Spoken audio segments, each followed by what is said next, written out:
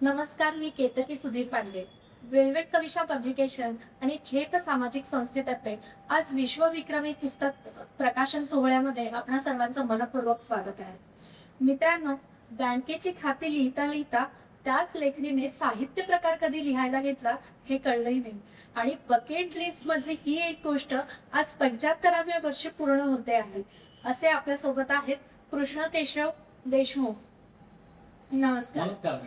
आपलं नाते गुंफण हे पुस्तक येत आहे. एक विश्वविक्रमी सोहळ्यामध्ये याचं प्रकाशन होत आहे, त्याबद्दल काय सांगेल? मी मुळातच ही कल्पना दिली. माझं लिखाण सुरू झालं ते या 70 नंतर आणि आता 75 मध्ये पहिला माझं पुस्तक प्रकाशन. आणि ते सुद्धा विश्वविक्रमी प्रकाशनामध्ये येतोय. त्याचा आनंद म्हणजे मी शब्दामध्ये व्यक्त नाही देऊ शकत. त्याच्यासाठी अभिमानाची म्हणा किंवा कौतुकाची म्हणा ही गोष्ट माझ्या शिकली आणि माझ्या आयुष्याच्या दृष्टीने ही अविस्मरणीय गोष्ट आहे. ह्या गोष्टीचं श्रेय आपण कोणाला द्याल? ठीक आहे. नाही, अर्थात यात काय प्रश्नच नाही. या प्रश्नाचं उत्तर आहे की सोपं आहे. ह्या गोष्टीचं श्रेय पूर्णपणे वर्षात जाईल नाही. कारण याचा काही आणि मी याची ओळख मागच्या 6 महिन्यांपूर्वीच अशी ओळख झाली, पण ती ओळख 6 महिन्यापूर्वी झाली अशी वाटत नाही. इतकं त्यांनी मला सहकार्य आणि प्रेमाने पिठं, कारण मला ह्या पुस्तक लिहिण्यापर्यंत आणण्याचं जे काही श्रेय आहे ते सगळं श्रेय वर्षात आहे. प्रश्न म्हणजे म्हणूनच म्हणतो की असे श्रेय वर्षाला आहे आणि आपलं त्यांची टीम आहे. खूप छान. इतकी सुंदर गोष्ट आहे की तुमचं आज पुस्तक प्रकाशन होत आहे. पण इथून पुढला प्रवास कसा असेल? आता लिहायला सुरुवात केली आहे, तर पुढला प्रवास कसा असेल? आता ऍक्च्युली फार पुढचा विचार काही केलेला नाही. आता जे समोर आलंय किंवा समोर येतंय तर त्यांना माझा विचार आहे. आणि कसं आहे की मागच्या 2 वर्षात हे कथापण दिलेच आहेत, पण त्याच्यावर विविध पेपर्स वर्तमानपत्रात माझं लिहित पण चालू असतं, लेखन पण चालू असतं. ती आमच्या म्हणजे सकाळ प्रवाह किंवा तरुण भारत अशा लेखन माझे प्रसिद्धही झाले आणि लोकांना आवड येते. तर आता त्या ललित लेखांचं एखादं पुस्तक प्रकाशित करायचा हा एकमेव विचार सध्या माझ्या डोक्यात आहे नजीकच्या काळात. बाकी फारसा पुढचा लेखनाचा विचार आहे, कारण माझ्या याचा विचार करता अगदी फार पुढं जाणं हे फार जमत नाही, करताही नाही. खूपच छान की तुम्ही त्या पुढेही हे लेखन सुरू ठेवण्यासाठी प्रयत्न करता. विविध माध्यमांवर आपण लिहित आला आहात, जसं तुम्ही आता सांगताय वृत्तपत्रांमधून वगैरे सुद्धा आपले लेख प्रकाशित झाले आहेत. कधी वाटलं होतं की एक पुस्तक प्रकाशित होईल, पुस्तक स्वरूपात हे सगळं येईल असं? नाही, तसा निदान मागच्या लिहायला सुरू केल्यापासून हा विचार माझ्या डोक्यात. हा विचार ऍक्च्युली आला जेव्हा मी वर्षांच्या संपर्कामध्ये आलो आणि त्याने मला पुश करायला प्रोत्साहन द्यायला सुरू केलं. तेव्हापासून हा पुस्तकाचा विचार माझा सुरू झाला. आणि या सगळ्या 6 महिन्यातल्या डेव्हलपमेंट्स आहेत. आणि एक साधा स्तंभलेख म्हणा तर स्तंभलेखचा मी आता कथा लेखक बनलो आहे. आणि पुढचं ललित लेखन करायला ललित लेखकीच पुढचा विचार बघत त्या. साधारण कुठल्या प्रकारचं लेखन करायला आवडतं, किंवा तुमच्या पुस्तकाचा आता जर आपण नाते गुंफण ह्या पुस्तकाविषयी जर बोलू तर त्याचा विषय काय? नाही, खरं सांगायचं वाटत कसं आहे, कथा लेखन हा काही तसा माझा लेखनाचा छंद नाही किंवा माझा तो पिंडही नाही. पण ते कसं लिहिले गेल्या कथा आणि कशा गेल्या दोन म्हणजे या 2-2.5 वर्षामध्ये झपाटल्यासारखं त्या कथा लिहिल्या गेलेल्या आहेत माझ्या.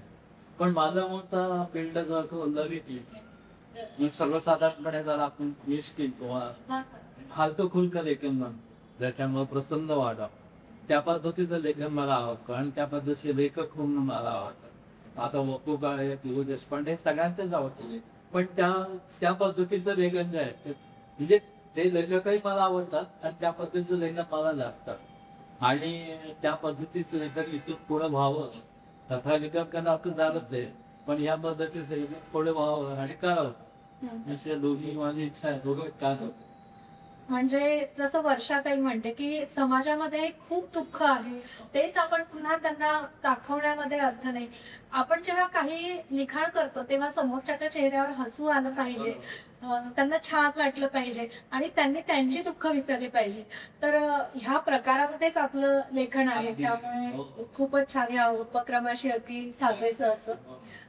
तुम्हाला ह्या आणि या कथा तुम्ही असं माझ्या मनोगतामध्ये पण लिहिलंय की ह्या ज्या कथा आहेत त्या कौटुंबिक कथा असल्या तरी बऱ्याचशा कथामध्ये सामाजिक पार्श्वभूमी आहे. थोडंसं सामाजिक अँगल पोषक ह्याच्यामध्ये तुम्हाला दिसतं, म्हणजे ज्याला आपण अंधश्रद्धा म्हणतो किंवा एखाद्या चुकीच्या गोष्टी समाजामध्ये चाललेल्या त्याच्याशी कुठेतरी ह्या कथा ज्या असतात कुठेतरी लिंक झालेल्या असतात आणि मग त्या वाचल्यानंतर जर वाचणाऱ्याला असं वाटलं की का बरोबर नाही किंवा त्याची कुठेतरी अस्वस्थता जर झाली त्या कथा वाचून त्या स्पेसिफिक गोष्टी त्यातल्या महालक्ष्मीने सगळ्यात माझ्याशी अशी यश आहे लेखनाचं.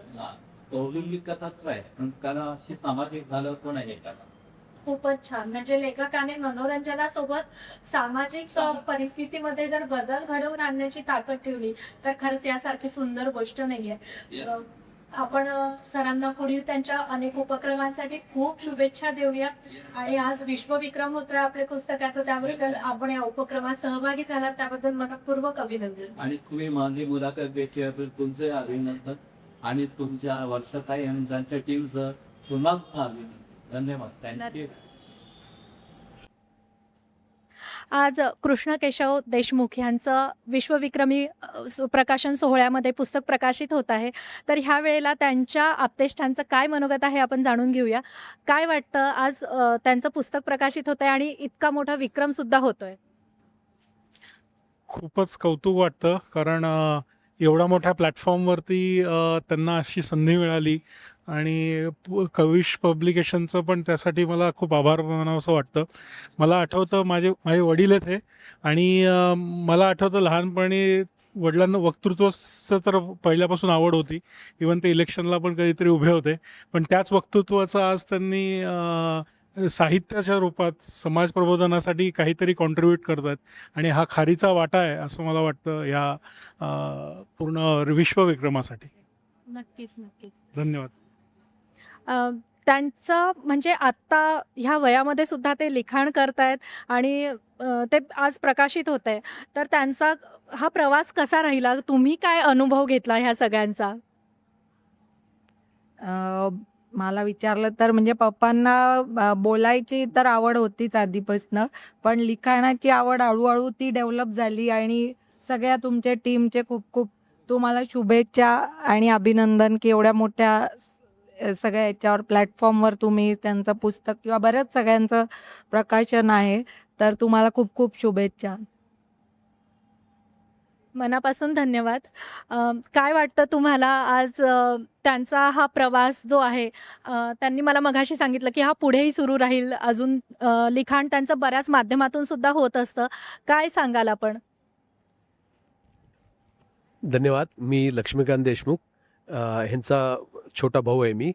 सगळ्यात पहिल्यांदा वेल्वेट कविशा आणि सगळ्या टीमचं, वर्षा मॅडम आणि टीमचं खूप खूप अभिनंदन. आज तुम्ही हा विश्वविक्रमी सोहळा आयोजित केलेला आहे आणि त्यात माझ्या भावाला ही संधी मिळालेली आहे, ज्याचं लेखन खरं तर म्हणजे तुम्हीच त्याला संधी दिली. 75 वर्षानंतर त्यांनी लिहायला सुरू केलेलं आहे आणि मला वाटतं हा एक विक्रमच असेल. तर खूप छान तुम्ही प्लॅटफॉर्म दिलेला आहे. तुमची मेहनत आम्ही बघतो आहे आणि त्याच्या लेखनाचं सांगायचं तर तो लहानपणापासून म्हणजे हे होतंच की ज्याला आपण लिडरशिप क्वालिटीज म्हणतो तसं होतंच आणि त्याचं लेखनही चांगलं होतं, वक्तृत्व चांगलं होतं आणि आमच्या फॅमिलीच्या व्हॉट्सअप ग्रुपवर वगैरे त्यांनी लिहायला सुरुवात केली होती. तिथून त्याला प्रेरणा मिळत गेली. आम्ही सगळ्यांनी कौतुक केलं, त्याला हे केलं की बाबा तू काहीतरी कर मोठं आणि मग ही एक म्हणजे हा एक सुवर्णयोगच त्याच्यासाठी आलेला आहे असं आम्हाला वाटतंय. धन्यवाद. आज ह्या सुंदर सोहळ्याला आपण सगळ्यांनी उपस्थिती दाखवली आणि तुमच्या सगळ्यांचं कौतुक आहे. मनापासून आभार आहे. सगळ्यांचे मनापासून धन्यवाद. थँक्यू.